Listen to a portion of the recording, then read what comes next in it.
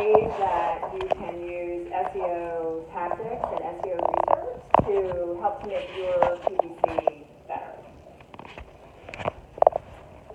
These are my goals for you today.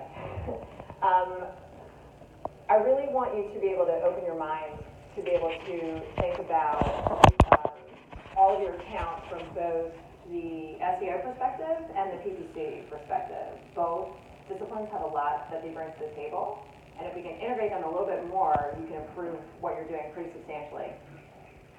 I'm going to talk a lot about intent. I'm going to show you some ways where you can better figure out what kind of intent people have, what type of intent your target audiences have, so that you can do a better job of creating your ads and your landing pages and even your remarketing. And I'm also going to show you some ways that you can gather better terms both for targeting, and these days I feel like it's even more important for exclusion.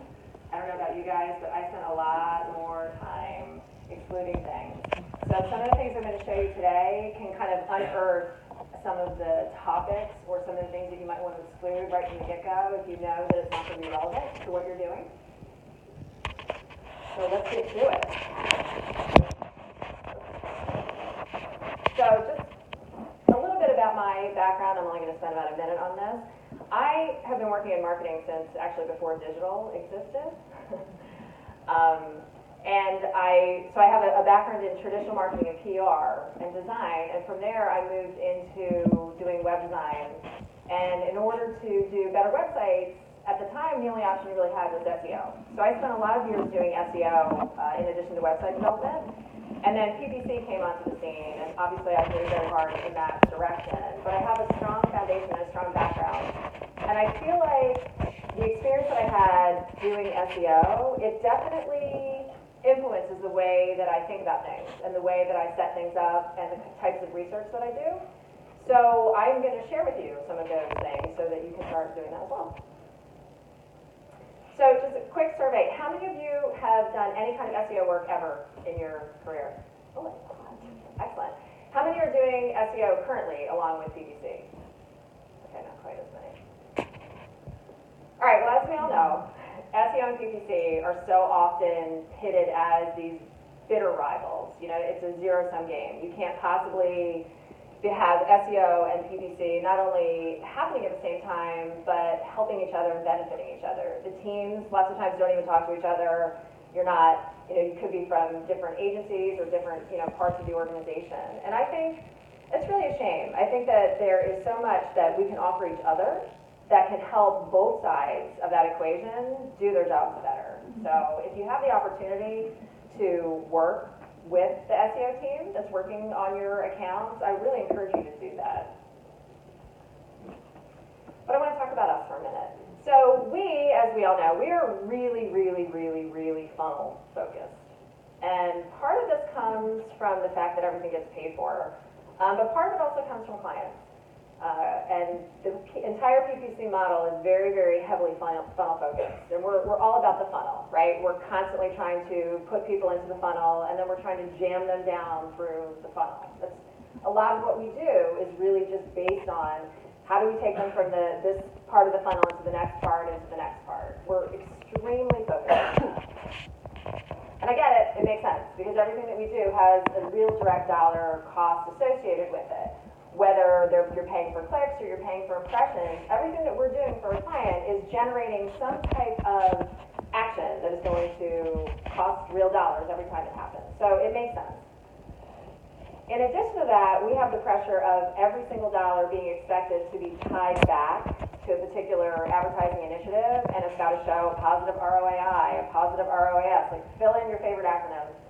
That's the world we live in, right? Everything is really funnel focused. And I think that the funnel is really important to what we're doing because of what I was just saying. But I also feel like when we are so focused only on the funnel, it makes our vision pretty narrow as far as how we're trying to reach people and how we think about the process that they go through when they are in some type of consideration phase, or they might be ready to purchase something new. It colors the way that we view things. SEO doesn't have this problem because they're not creating things where there's a cost associated with everything that happens. I mean, there's absolutely cost involved in setting up and maintaining a quality SEO program, but it doesn't have that same ongoing cost per click that we do for everything that we do. So the way that they approach things is different, and what they're charged with doing is a bit different. So they are usually trying to bring traffic to the site.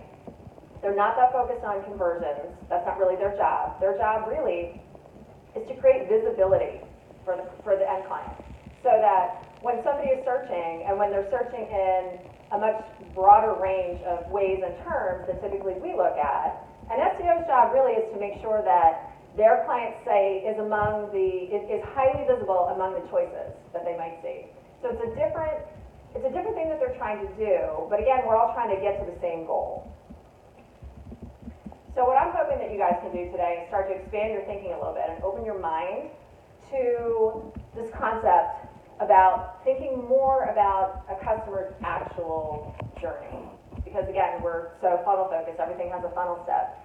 Not every action, not everything that's going to happen for a person between when they might have some inkling of a problem that they have, or a product or a service they might be interested in, not everything that they're going to do has that direct correlation with the funnel, much as we would like that to be so. But that's where we live. So if we can step even a half a step away from that, it can really change what you're doing. I like to say that a lot of what we do, and this is a bit of an oversimplification, but we and our clients tend to think about potential customers as Cookie Monster. And what I mean by that is, Cookie Monster has a singular focus, right? He just wants cookies. Most clients feel like the people who don't have their stuff yet are just Cookie Monsters who haven't discovered cookies yet, right? I mean, it's like they can't even really conceive of the fact that somebody might not want their cookies. So how does Cookie Monster behave? He's like, oh, I really want cookies, I don't have any cookies. So he gets out his phone and he searches, like, where can I get some cookies? And the results come back, and it's like, oh, you have cookies, I want cookies. So he's either going to order cookies from you online, or he's going to go to your store, right? And if maybe he doesn't quite get to that point, we're going to remarket to him, because we know he wants the cookies. Like, there's no doubt in our mind he wants the cookies, right? There's no room for that consideration phase, really. So we're just going to remarket the hell out of him, and we're just going to be like, you want the cookie, right? You want the cookie, right? You want the cookie, right? Until he breaks down and gets the cookie. So it's a simplification, but in general, I think it is kind of, you can think about your own experiences, and if this matches up with what you experience when you're talking with clients and when you're planning things. But in my experience, there's a whole lot of Cookie Monster mentality going on. Unfortunately, this is what customer journeys look like. And I mean, they're even more complex than this, but I thought this little graphic was cute. But people do not typically, sometimes you're Cookie Monster. Sometimes you know exactly what you need, and you're just trying to figure out where you can get it. And marketing to those people, great. That's where you get the return. That's where things happen quickly. That's where simplistic remarketing works, right? If all you did was get interrupted, and you just need to get pinged, like, hey, you didn't order those shoes you were looking at. Wonderful. But for most purchases, it's much more complex. People go through a lot of different stages. They get stuck at different points. They might progress to stage 4 and find themselves back at stage 1 or 2. I'll give you a perfect example. We have lived in our house for 4.5 years now. I hate every light fixture in my house. I hate it. They are really awful. I would be embarrassed to admit to you how many times I've looked at lighting, both in person and online, and I still have not purchased anything. And it's not that I don't want to purchase things. I hate the lights in my house. But my journey is this times about 16. And this is how most people do a lot of things.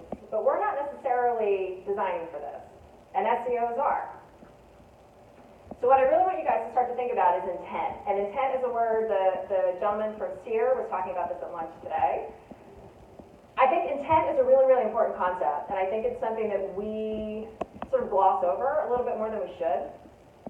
Because intent really gets to the heart of what is somebody's motivation, what is their process. And if you can start to think more about the intent, you can meet them a little bit more, not necessarily halfway, but you're meeting them in places where they need that little extra push. They need a little bit of help to get into that next step.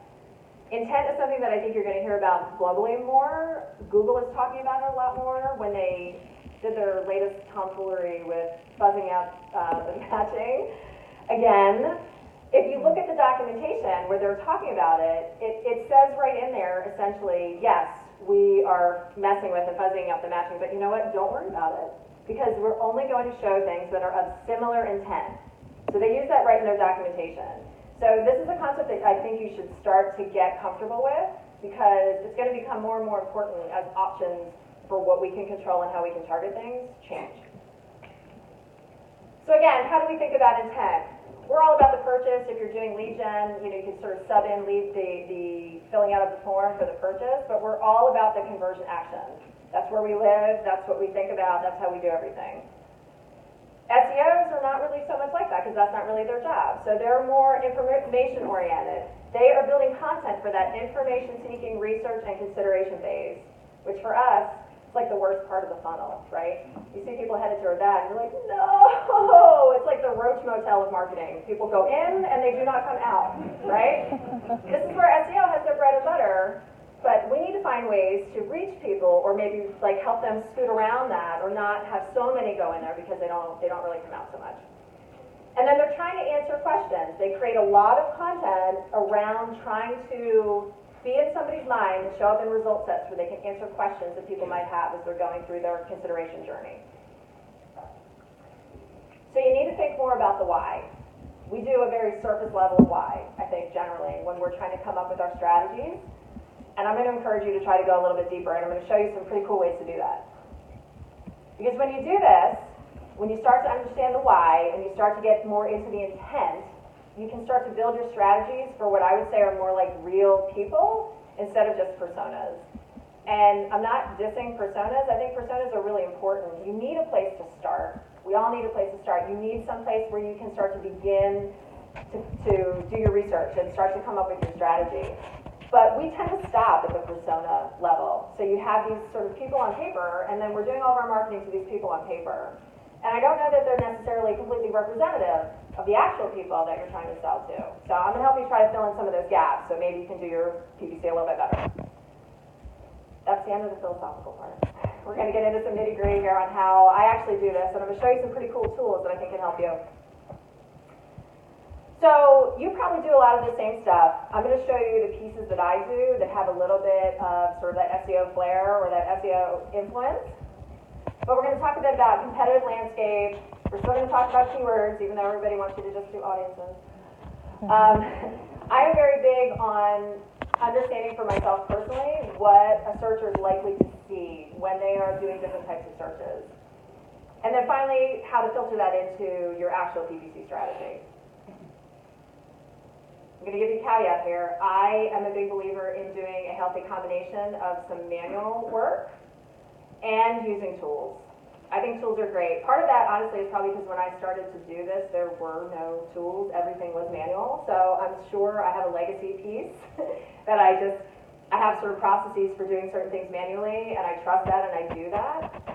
But I have adopted some great tools. So I like to do a combination of both so that it's sort of like trust but verify, because the information you get from tools is not foolproof, and sometimes it's incomplete. So let's go through an example. Last year, I worked with a local banking institution. They were not doing any digital marketing at all, which was absolutely astonishing in 2018. And they had branch locations throughout the greater Philadelphia area.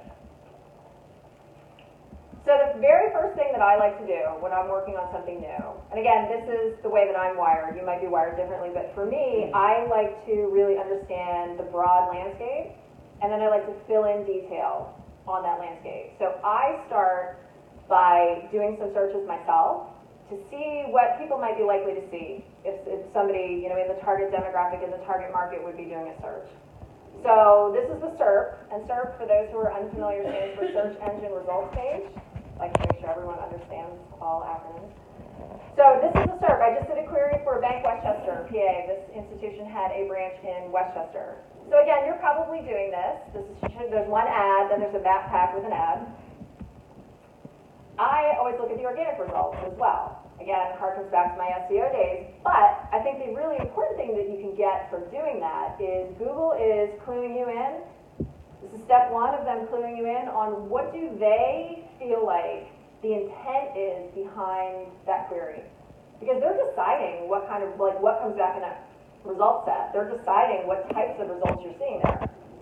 You can see I've highlighted this into two different parts. The first two results in the pink, I would characterize that as a research intent. So they're showing you comparison sites where you can read about the different banks in Westchester and what your options are. And then below that, the rest of the organic results were actual institutions that had location in Westchester. So it's giving you clues on what they think the intent is. So then I click out to the landing page, which I always do because I want to see what the other landing pages look like, but that's a different talk. But the magic really happens when you click back to the SERP.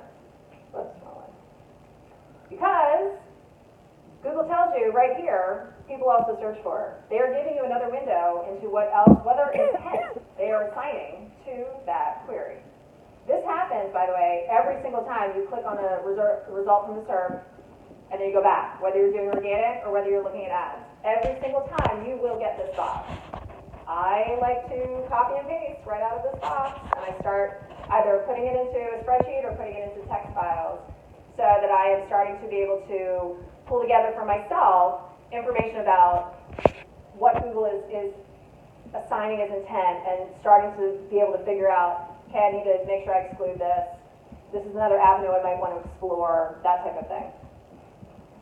If you want to get this information even faster, there's a really awesome Chrome extension called Keywords Everywhere. Is anybody using Keywords Everywhere? A couple of people. Okay, Keywords Everywhere is awesome. This is the same SERP that I showed you earlier, but as you can see on the side here, right in the SERP, it's going to show you related keywords and people also search for. The bonus, it's all exportable in CSV. Yay, we love our spreadsheets. Keywords Everywhere is free, so you could add that to your cart right now and start using that. They have a paid tool called Keyword Tag, which is a really odd name, but that's what it's called. And if you use Keyword Tag, what I did here was I took the related keywords, I downloaded them, and then I uploaded them here into the Keyword Tag tool. This probably looks pretty familiar. It looks, fairly similar to other keyword research tools that you'll see. But it does a couple of things that some of the other tools, at least the ones I've worked with, don't really do. I like to look at, you can see here they have columns with the red, yellow, and green. That is giving you an indication of the difficulty, how competitive it is to rank organically. So again, I like this more from a big picture perspective so that I'm sort of, again, filling in some details of that greater landscape as far as what am I up against? What am I looking at here? And there's not always like 100% one-to-one correlation between a term that's super difficult on the organic side and really competitive on the paid side, but a lot of times it's pretty close. So again, this could just give you some general information. But the really cool thing that this tool does is you can see that there's some little icons right underneath the different words. Excuse me. All these icons is going to tell you, does the SERP contain, for that query, on page 1, a snippet, a knowledge graph, ads, local listings, for that they need the map pack. Does it have video results contained within the organic? Does it have images?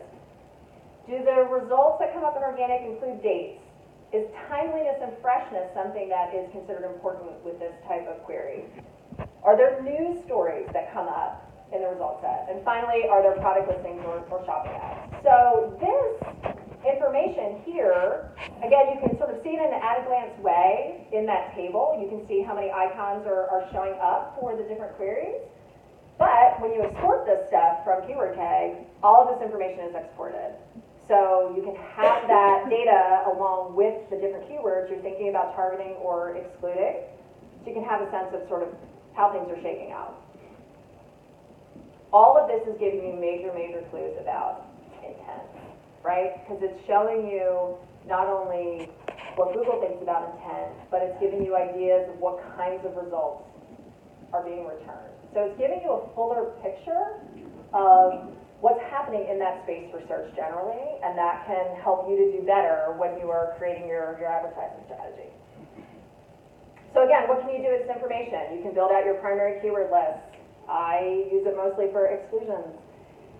And you can start to be thinking about ways to use this intent and how you can be more proactive in your ad copy and your landing page messaging. But you can take it even further, and I'm going to show you how. How many of you guys have used Answer the Public? Okay. I love Answer the Public. I will give you one caveat. There is not equal information available on every single query. Some queries have a ton of information, some don't really have a lot at all. But for the ones that it has information, it is a gold mine. So what it's going to show you, I just went with the same theme here, the banking theme. It's going to give you questions, it's going to give you queries with prepositions, it's going to give you comparisons, and it's going to give you a ginormous alphabetical list, excuse me, along with related keywords. And once again, everything that comes out of this tool is downloadable into CSV, so that is super helpful. So there was only one question for this one that came up, for Bank Westchester. And that question was, what bank is on Westchester University campus? So what might you do with some of this information? For me, in this particular instance, there's only one question that came up. And I thought, well, that must be the most important question, because like there aren't any other questions. And Westchester is a college town. So what I did was I created a call-out extension, because clearly people are interested in the proximity of banking institutions to Westchester University campus. So this institution was not on campus, but only 3 blocks from campus. So you can take information that you can glean from a tool like this, where you're saying like people are interested in whether or not there's a bank on campus or how close you are to campus. You can use it to create a call-out extension. Located 3 blocks from WCU campus. Something we actually use in that. Sometimes there are a ton of questions that come up. This is another research project I did for electricity choice. And this is just a close-up of part of it. But again, this is giving you insight into people's thought processes. Like, what kind of questions are they asking? What are they looking into when they go into that research consideration black hole? What's happening? This is filling in some of those blanks for you. So here they're asking about, how can I lower my electric bills in my house with central air, with a hot tub, solar, with a heat pump, and a mobile home? These are all questions that you could answer for them. This could give you ideas about things you might want to exclude if you don't service some of these different things. So again, the questions are very illuminating. It's giving you, you're basically getting insight into people's thought processes, which you wouldn't otherwise have. The prepositions plus your term is particularly interesting if you are doing any kind of advertising where you're trying to drive foot traffic. Obviously, near plus things is something you're going to be very interested in. So here, again, it'll just show you a bunch of queries that have the preposition near in them. Again, filling in more of that information for you. Excuse me. It will give you a ginormous list. If it has data for your particular topic, it's going to give you a ginormous list of alphabetical terms. You can export all this via CSV. And again, this gives you a lot of ideas of things to target, but I find this most useful for things to exclude, because it's giving you like hundreds of things, and you probably only want a small percentage of them. But it's putting you ahead of the game, so you don't have to wait for all that information to come in when you didn't know to exclude all this stuff. Another tool I want to hit you guys to, if you're not aware of it already, is a tool called BuzzSumo. And BuzzSumo is probably best known for tracking social mentions, which, as an aside, if you're not doing that, I would recommend doing that. You want to track your clients and you want to track their competitors. You can gain a lot of information from tracking the stuff on social. So in addition to doing that, it does a couple of other really cool things that kind of go along the lines of what I've been talking about here. It has a question analyzer. So what we were trying to do for this banking client basically was capture people who were interested in changing banks, right? There's a lot of inertia involved in changing banks. It's a pain, right? So you can put a question in there like changing banks, and the first thing that's going to come up here in this tool is a word cloud, which I know is pretty dated as far as something you would want to use externally, but from a visual standpoint, I find word clouds actually kind of helpful, because right away, things are jumping out at you as far as what kind of questions and what kind of topics are questions being asked. So again, it's filling in some more blanks for you. The other thing it does is it will aggregate questions from around the web on the topic that you have put in there. So again, it's saving you a little bit of manual work. So this is just one little section that I screenshot here, but this is showing you questions from Reddit and from Quora and from other websites. So again, if you want to go and you want to manually search on those different sites, I would encourage you to do that. But none of us have unlimited time when it comes to the research phase. So this does a pretty good job, I think, of again giving you a decent idea of the scope of questions that are coming up on different topics. So again, you're filling in more detail in that landscape for you to be able to do your planning for what it is you want to be going after. They have another really cool tool where you can see top content and engagement for topics. So here I put in free checking accounts. Because again, that's one of the things, like when you're trying to get people over that inertia hump to change banks, the free checking is the big draw, right? Everybody's being feed into oblivion, so you want to go for free checking. So when you put a topic like that into this aspect of BuzzSumo, it's going to come back and it's going to show you top content that was created on that topic, but that got engagement. So if it got engagement, then you can take from that, this is speaking to something for people. This is speaking to something that they are looking for when they are in that complex part of the journey. So you can take a look at this content, and there's more detail that it shows, so I don't have a ton of time to go into everything, but I at least wanted to introduce you to the fact that this exists if you aren't aware. And you can take information from here, and you can use it to start to be more proactive in the stuff that you're doing. So again, how can you use this data? I think one of the most important things that you can do, and one of the ways that you can see some immediate results and improvement in the advertising that you're doing, is you can start to be proactive in answering questions that you now know are out there. Like, you didn't know those questions were out there before. You had to wait sometimes for that information to come back. Sorry, it's been a terrible allergy week. You can do it in your ad copy too. That example that I used with the banking, with the proximity to the university campus. I wouldn't have known to necessarily put that in the ad if I had seen that question. So it can unearth some of these things faster, and you can have this stuff when you're getting started, as opposed to having to infer it or sort of figure it out later based on queries that are coming in. You can use the questions as a basis for your remarketing. And as I said earlier, I think so much remarketing is so bad. It's just very much just like, all it's doing is just pinging you to remind you of something. It's not going deeper. It's not treating you like a person who's trying to figure something out, right? And sometimes you don't need to figure it out. I mean, maybe you want to order those shoes or you don't, right? So some things not everything has to be complicated.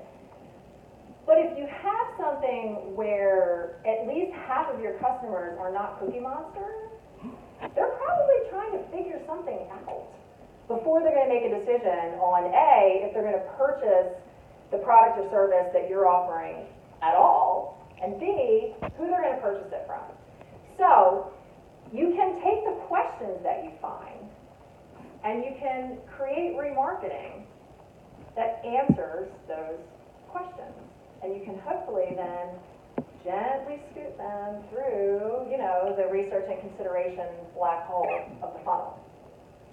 And finally, you can see what kind of content generated engagement. And you can take ideas from that, and you can use that. You can use it in ads, you can use it in landing pages, and you can use it in your remarketing. So again, it's giving you greater insight into what people are actually doing. And we don't usually see a lot of this information because we're not looking for it. We're very much focused on those purchase terms. And the stuff that we're targeting, and even the data that's feeding back to us, is missing a pretty big piece of this pie. So if you take some time and you try to fill that in a little bit, you're going to be ahead of everybody else who's not doing that. I want to share a couple of other little gems. Excuse me. I am going to share an expanded deck. I had to cut a couple of things for time, like I do every time I create a presentation. So I will share an expanded deck that has a few more things. And all the tools, I do have a slide at the end that has the links to all of them. Search Console. I don't know how many of you guys are using Search Console. I finally stopped calling it Webmaster Tools last year. It's not as great as it used to be, I don't think. They've gotten rid of some stuff that was pretty good. But I think the main thing that you can get from Search Console is you can still get a pretty good window into the organic terms that are driving traffic to your website. And you can take those terms, and you can, if you have the keyword keg tool, you can actually export right from Search Console into keyword keg, and then you get all that delicious data that I showed you earlier. And it also connects up to Google Analytics, so it will feed information. You can recover some of the analytics, the organic term data that's been gone for so long. Amalia, I have a shout out for you here for this. Yes. Amalia hit me to this tool a while ago. This takes me back to the old days of SEO. This tool is amazing. It's a typo generator. And in the old days of SEO, for anyone who practiced during that time, search engines were not as, I hesitate to call them smart, as they are now, but they didn't have the same understanding of language that they do now. And so, if you wanted, and people still make typos, they weren't on their phones as much, but people still did typos. So there were a lot of discussions that went down in SEO meetings about like what to do about typos, because you sort of needed to target them, but you didn't really want to put typos in your text that people were seeing. I would have loved a tool like this because it would have made that a lot easier. But this is amazing if you were going to negative out competitors. Put all their names in here, check off all those things, and click generate typos. You will save yourself hours. Because Google gives you the benefit of the doubt now when you're targeting stuff. It's going to scoop up all of those weird typos and all of those things that's like sort of close enough to be the brand, right? They're going to scoop all that up and they're like, here, you should have this, right? Because they meant you, which is great. But they're giving you that, but what they're taking away from you is they're going to do that same thing for every competitor. So you might have a competitor negatives out, but all those typos, you're not getting that benefit. So, especially if you're doing something that has a ton of mobile traffic, I would really, really recommend doing this and saving yourself some time.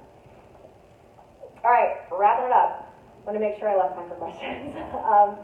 So, using these SEO sources, I think the biggest thing and the most concrete thing you can do right away is you can help with your keyword list. You can take a look at what you're targeting. And again, I feel like this gives me such a leg up for exclusion that it's definitely worth the time.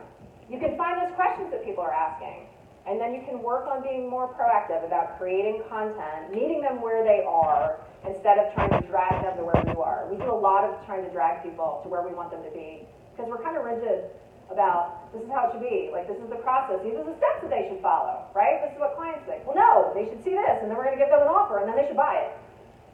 Okay? Sometimes that works. But a lot of times it doesn't. So this gives you some insight into ways that you can reach people more effectively. And you can better understand that intent. And you can speak more directly to it.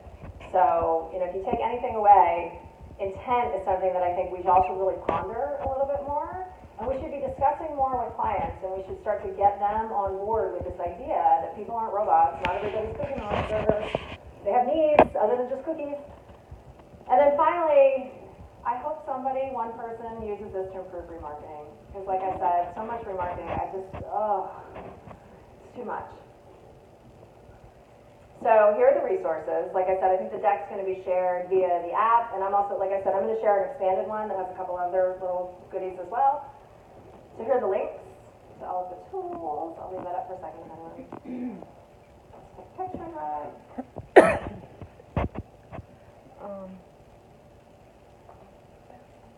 And I'm not compensated in any way by any of these people. Although they could now, if they would like to. I would not say no to that.